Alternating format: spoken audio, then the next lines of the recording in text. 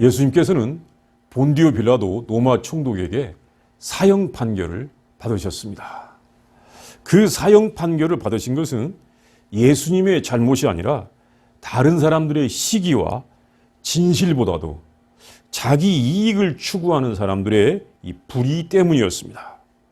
예수님께서는 자기의 죄로 인하여 죽는 것이 아니라 다른 사람들의 죄 때문에 죽는 것이었습니다. 그런데 그것을 온전히 받아들이시는 것이 예수님의 모습입니다. 그래서 예수님께서는 그 판결을 받으신 것입니다. 그 판결이 내려지자 이제는 바로 그 십자가의 형의 집행이 시작되었습니다. 본문의 말씀은 예수님의 십자가의 형이 집행되고 있는 그 모습을 보여줍니다. 그 말씀을 보겠습니다. 첫째, 예수님께서는 군인들에게 희롱을 당하며 폭행을 당하였습니다. 엄청난 고통과 희롱을 당하셨습니다. 그 형을 집행하는 군인들이 사형수인 예수를 보자 때리고 온갖 희롱을 당하였습니다. 그들은 총독의 관정, 이 브라이도이론이라고 성경에 나오는데 이 브라이도이론으로 예수님을 데리고 들어가서 군대를 모으고 본문에 홍포라고 나와 있죠. 예. 이게 다른 말로 하면 자색옷입니다. 자색옷을 입혔습니다. 어디서 가져왔는지 이 왕들의 이 옷의 색깔의 옷을 입히고는 사형수인 예수님을 희롱하였습니다. 그리고는 가시로 관을 엮어서 왕관이라고 예수님의 머리에 그것을 씌웠습니다. 그 가시가 온 머리를 찔렀고 머리에서는 피가 계속 흐를 수밖에 없었습니다. 그 팔레스타인의 가시는 이 가시가 작은 게 아니라 가시마다 큽니다. 그 큰 가시가 예수님의 머리를 찌르면서 피를 흘리게 하는 것입니다. 이미 예수님께서는 유대인들에게 만족을 주고자 하는 이 빌라도의 명령에 의해서 사실 빌라도는 그렇게 해서 석방하려고도 했었다고 합니다. 그런데 그 유대인들에게 만족을 주고자 하는 빌라도의 명령에 의해서 이미 많은 채찍을 맞았기 때문에 예수님의 몸은 다 헤어지고 피범벅이 되어 있었습니다. 그 채찍은 보통 채찍이 아닙니다. 끝에는 이 쇳방울과 또 뼈 조각이 달려 있어서 한 대 맞을 때마다 거기에 온몸에 상처가 나는 것입니다.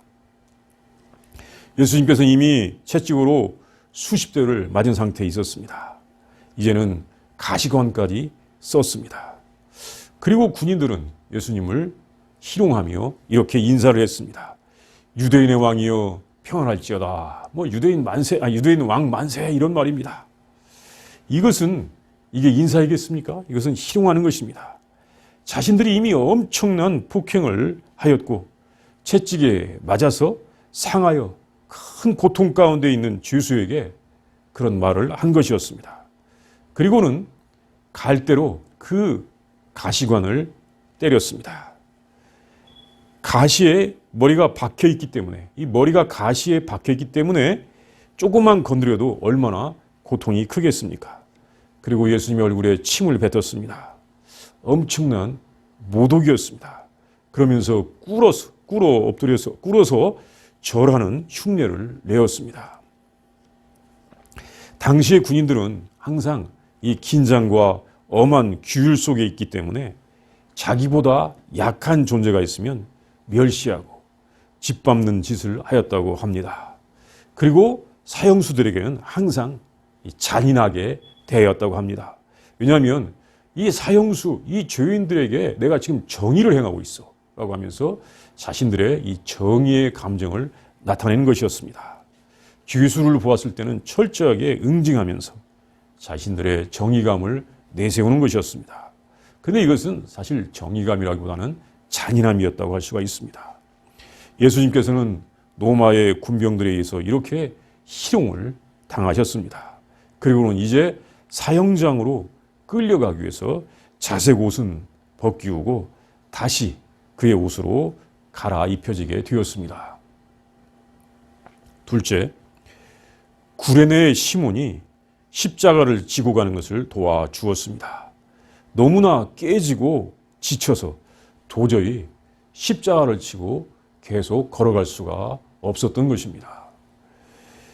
예수님께서 이 사형장까지 십자가를 지고 가는 길은 그렇게 먼 길은 아니었습니다. 약 0.5마일, 1마일도 안 되는 그런 거리였다고 합니다. 그 길을 자기가 매달려야 될 십자가를 지고 가야 합니다.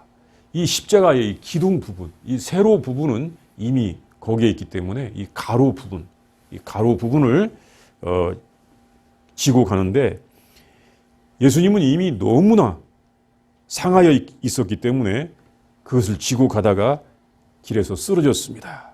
도저히 그 무게를 감당할 수가 없었던 것입니다.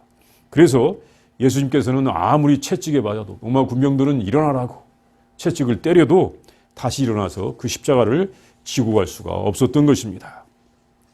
그러자 로마 군인들이 그곳을 지나가던 구레네에서 온 이 시몬을 억지로 붙잡았습니다.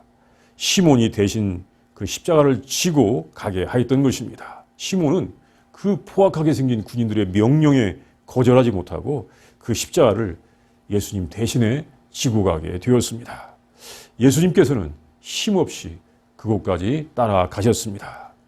그 후에 시몬과 그의 가족들은 훌륭한 믿음의 사람들이 되어서 성도들에게 잘 알려지게 되었습니다.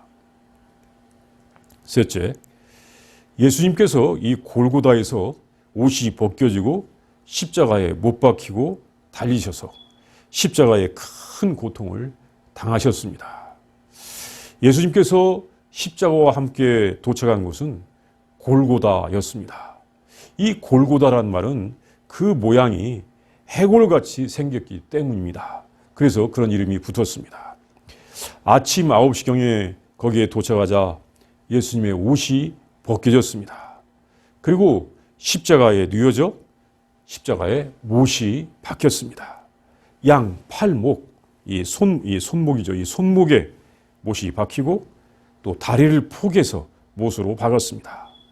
이 못을 박습니다. 엄청난 고통을 당하는 것입니다. 사람이 죽어갈 때 가장 큰 고통을 당하도록 하는 것이 십자가의 죽임이었습니다. 어떻게 하면 그 죄수에게 가장 큰 고통을 당하게 할 것인가? 이것이 십자가형이었습니다. 한순간에 죽게 하는 것이 아니라 온갖 아픔을 다 느끼도록 그렇게 못을 박았고 몸은 찢어지면서 피를 흐리도록 하였습니다.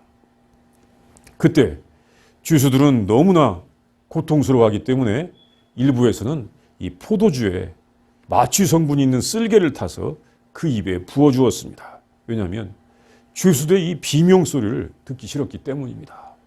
이 못을 박을 때마다 얼마나 아프겠습니까? 어떤 사람이든지 비명을 지를 수밖에 없었는데 그 비명 소리를 듣기 싫으니까 포도주에다가 쓸개를 타서 입에다 부어 주었다는 것입니다. 그래서 어떤 사람들이 예수님께도 그렇게 쓸개를 탄 포도주를 주었는데 예수님께서는 받지 않으셨습니다. 사람들이 당할 수 있는 가장 큰 고통을 예수님께서 친히 담당하시기로 하신 것이었습니다. 이제 못이 다 박혀서 고정이 되자 그 십자가가 세워졌습니다. 우리가 이 패션이라고 하는 영화에서 봤듯이 십자가가 세워질 때 쿵 소리와 함께 세워지는데 참 얼마나 큰 통증이 다시 오겠습니까? 예수님께는 말할 수 없이 큰 고통이 왔습니다. 죽어가는 고통입니다. 그러나 숨은 아직 끊어지지 아니하고 계속 큰 고통이 오는 것입니다. 우리가 살아가면서 어떤 고통, 아픔을 당할 수도 있습니다. 그렇지 않습니까? 많은 사람들이 지금 아픔과 고통을 당하면서 살아가고 있습니다. 그러나 예수님께서 그때 십자가에서 당하셨던 그 고통보다는 크지 않을 것입니다. 예수님은 어떤 사람이 당할 수 있는 고통보다도 큰 고통을 십자가에서 당하셨던 것입니다. 그때 그 십자가 밑에서 로마의 병정들은 예수님의 그 벗긴 옷을 두고는 누가 그것을 가져갈 것인지를 제비를 뽑았습니다. 그것을 정하기 위하여 제비를 뽑았던 것입니다. 당시에는 옷이 소중하였기 때문에 그 옷을 버리거나 태워버리지 아니하고 누군가에게 다시 소중한 옷으로 사용되기 위하여 그 제비를 뽑는 것입니다. 예수님께서는 자기의 옷마저도 뺏기셨습니다. 넷째, 예수님의 죄병은 유대인의 왕이었습니다. 예수님은 유대인의 왕이었기 때문에 죽었습니다. 예수님의 십자가에는 그의 죄의 이름이 쓰여져 있었습니다. 무슨 죄를 지었기 때문에 죽는지 그 이유가 되는 것입니다. 예수님의 죄목은 아주 특별합니다. 유대인의 왕입니다. 유대인의 왕, 그것이 예수님께서 그 무거운 형벌을 당하시면서 받으시면서 죽는 죄의 명입니다. 아니, 유대인의 왕, 그것이 사형의 죄목이 될 수가 있을까요? 아마 어느 나라의 형법에도 없는 죄명입니다. 이것은 빌라도가 이런 죄의 명칭을 붙여 주었습니다. 이것이 과연 그 무거운 십자가형의 죄의 이유가 될 수 있을까요? 이것은 죄가 없는데 그 벌을 받았다는 표시입니다. 죄가 없는데 그 벌을 받는다고 하는 표시인 것입니다. 실제적인 죄인이 아니라 사람들이 자기들의 기득권을 지키기 위해서 희생양이 필요하기 때문에 국가에 의해서 죽었다는 것입니다. 죄인들이 국가나 종교에서 가진 기득권을 지키기 위해서, 자기들의 기득권을 지키기 위해서 하나님의 뜻을 전하는 하나님의 아들을 희생양으로 만들어서 죽였다가 하는 그 표시입니다. 그리고 당시에 그 유대인이라고 하는 것이 큰 의미가 있다면 이것은 선택받은 하나님의 백성이라는 뜻일 것입니다. 선민들, 그런 뜻일 거예요. 하나님을 모르는 이방인들과는 반대되는 선민, 그 사람들을 그렇게 불렀습니다. 이것은 선민의 왕이라는 뜻입니다. 예수님께서 사형을 당하신 것은 구체적인 죄가 있어서 그렇게 형벌을 받으신 것이 아니라 선택받은 하나님의 백성들의 왕이기 때문에 육신을 가진 사람들, 육정에 의해서 움직이는 사람들에 의해서 죽임을 당하는 것이었습니다. 육정을 가진 사람들이 하나님의 백성들을 미워서 죽이는 것이었습니다. 특별한 뜻이 있는 죽음이었던 것입니다. 다섯 번째, 예수님께서는 두 명의 강도와 함께 십자가에 달리셨습니다. 당시에 이 혼자만 십자가형을 당하신 것이 아니라 그 양옆에는 강도가 달려 있었던 것입니다. 이 강도들은 일반 강도가 아니라 반란 음모자들로서 로마 권력에 대항하던 사람들이라고 합니다. 그 강도들의 이름도 알려져 있는데 역사가 요세푸스는 이 사람들의 이름이 하나는 조아담, 하나는 캄마라고 합니다. 예수님께서 이렇게 강도들과 함께 십자가에 달리신 것은 일찍이 이사야 선지자를 통해서 예언한 말씀을 이루시는 것이었습니다.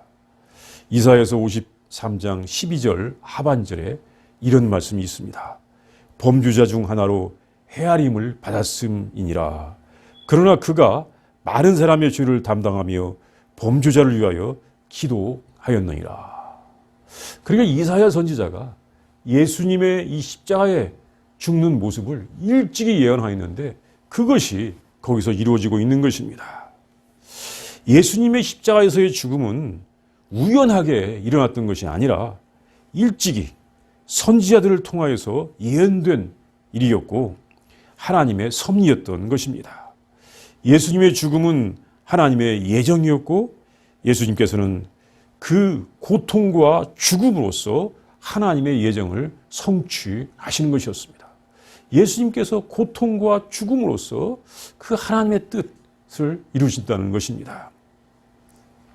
이 강도들의 이야기는 본문에서는 여기서 간단하게 끝났지만 다른 복음서에서 보면 한 강도는 회개하여서 낙원에 들어가는 약속을 받았던 것을 보여줍니다. 한 강도는 예수님을 비난만 했죠. 그런데 한 강도는 거기서 회개하고 이제 예수님 당신께서 나고 내릴 때 나를 기억하여 주옵소서라고 하였던 그 이야기 때문에 이제 그 강도가 예수님과 함께 낙원에 들어가는 것을 우리가 알게 됩니다. 이것은 우리에게 구원이 무엇인지를 알려주는 중요한 교훈이 됩니다. 우리는 어떻게 구원을 받는가? 어떻게 구원을 받냐면 우리들이 어떻게 구원을 받냐면 예수님께 대한 태도에 따라서 구원을 받고 못 받고 한다는 것입니다. 예수님께서 하나님의 뜻을 온전히 행하시고 계시한 것을 알고 받아들이고 그간의 자기의 생각과 행동을 참여하면 그것이 구원이라는 것입니다.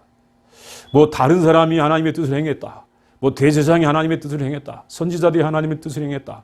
뭐 또 율법사들이 하나님의 뜻을 행했다. 그게 아니라 예수님께서 온전히 하나님의 뜻을 행하신 것을 알고 그 뜻을 받고 믿고 인정하면 또 우리의 잘못된 행동을 참여하면 그때 하나님께서 다스리시는 나라, 하나님께서 주시는 낙원에 들어갈 수 있다는 것을 우리에게 알려주시는 것입니다. 아주 중요한 교훈이 거기에 있는 것입니다. 이제 6번째입니다. 사람들이 예수님을 모욕하였습니다. 특별히 대제사장을 비롯한 유대 백성의 지도자들이 예수님을 희롱하였습니다. 예수님께서 십자가에서 죽으시는 것은 하나님께서 특별히 정하신 뜻이었습니다. 예수님께서는 하나님의 뜻에 철저하게 순종하시는 중이었습니다. 자신의 몸을 돌보지 않고 엄청난 고통을 당하시면서 철저하게 그 아픔을 담당하시는 중이었습니다. 그런데도 하나님을 섬기고 하나님께 제사를 드린다고 하는 대제사장을 비롯하여 서기관과 유대인 지도자들이 예수님을 모독하였습니다. 그들은 이 재판 자리에 있을 때부터 해왔던 말로 예수님을 조롱하였습니다.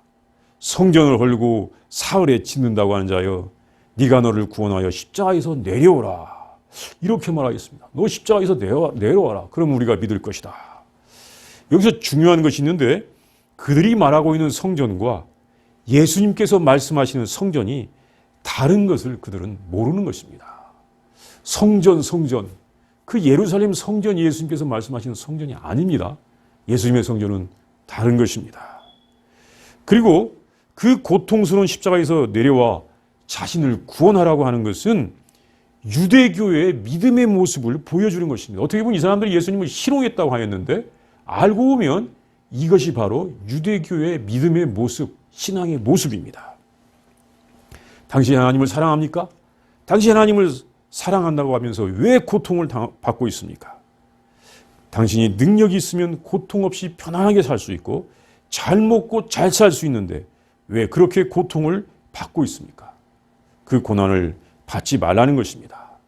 이것이 세상의 여러 종교들의 믿음이고 유대교까지의 믿음입니다.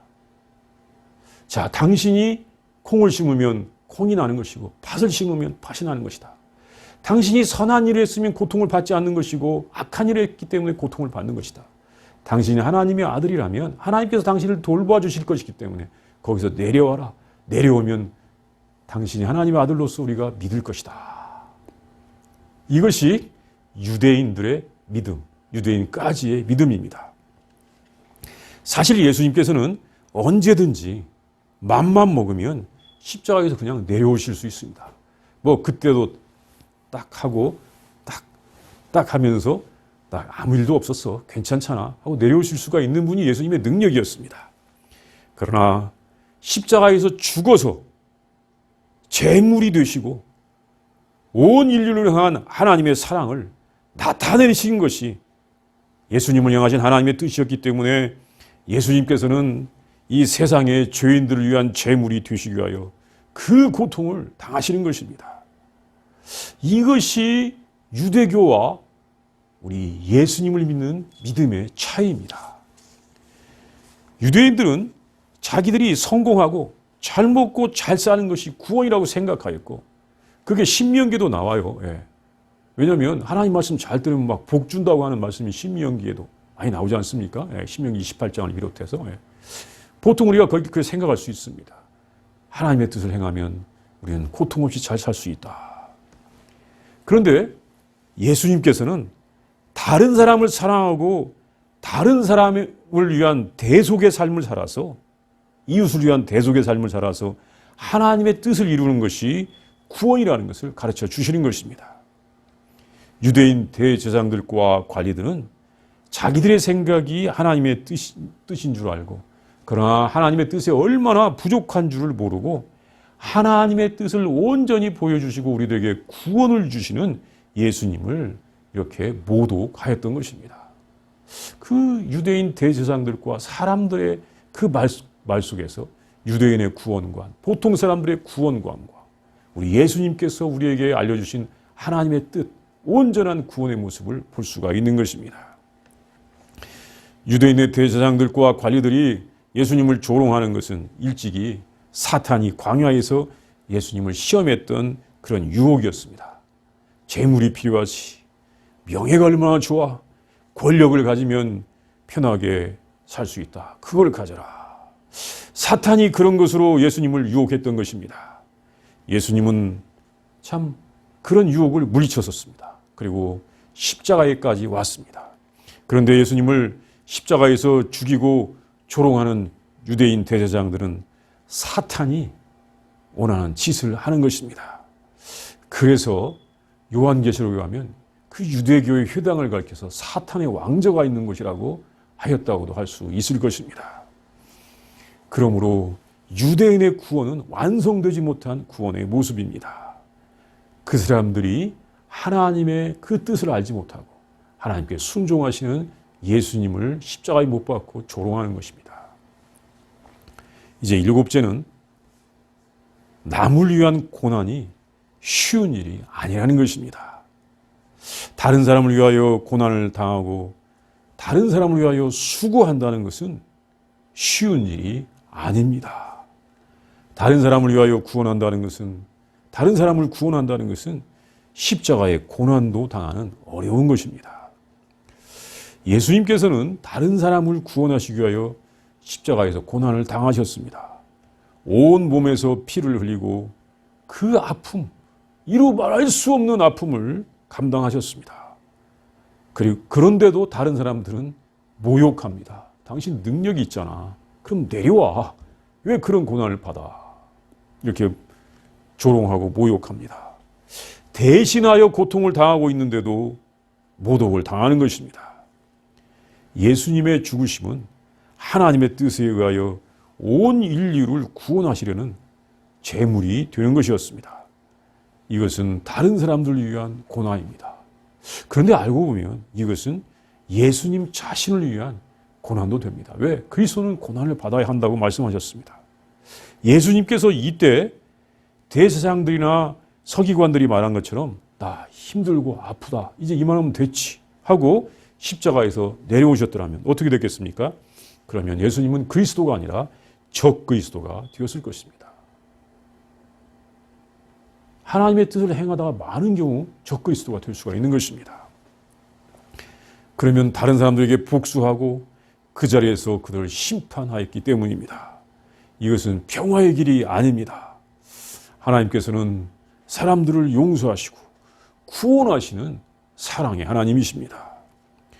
예수님께서는 우리 인류에게 구원의 길을 주시는 사명을 다하시기 위하여 이렇게 고통을 당하셨던 것입니다. 우리가 하나님의 뜻을 따라서 사명을 한다는 것은, 또 타인을 위한 고난을 당하는 것은 쉬운 일이 아닙니다. 이것은 고통도 있는 길입니다. 이것은 좁고 어려운 길입니다. 그러나 하나님께서 정하신 길이요, 생명의 길이면서 약속된 길입니다. 이것이 진정한 구원의 길인 우리 예수님의 제자들의 길인 것입니다. 자, 우리 이 시간도 함께 하나님 말씀을 묵상합니다. 우리 예수님께서 그 십자가의 형을 받으시는 동안 그 고통당하시는 모습, 정말 십자가에 못 박히기 전에 그 군인들한테 조롱당하고 십자가를 지고 가다가 채찍에 맞으시고 쓰러지시고 골고다에서 십자가에 못 박히시고 피를 흘리시고 아픔을 당하시고 그런데도 사람들은 조롱하는 그 모습을 우리가 상상, 묵상하겠습니다.